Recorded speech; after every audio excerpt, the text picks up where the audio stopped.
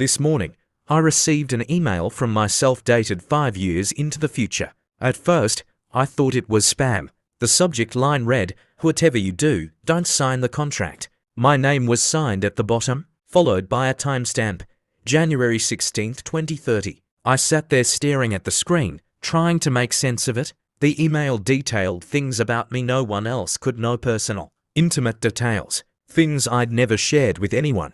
It mentioned my new promotion, the argument I had with my best friend last week, and even the exact amount of money I had in my bank account. It also talked about an offer I was expecting today, a life-changing opportunity that would shape my future. But the warning was clear.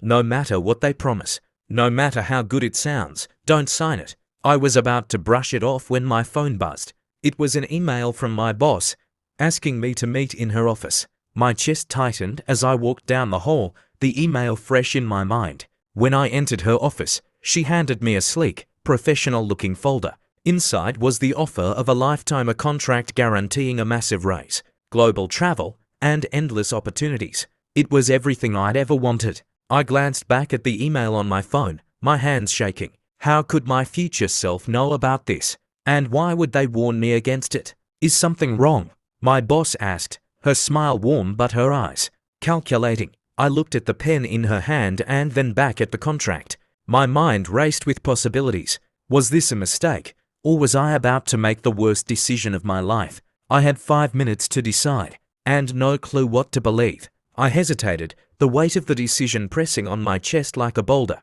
The email played on a loop in my head.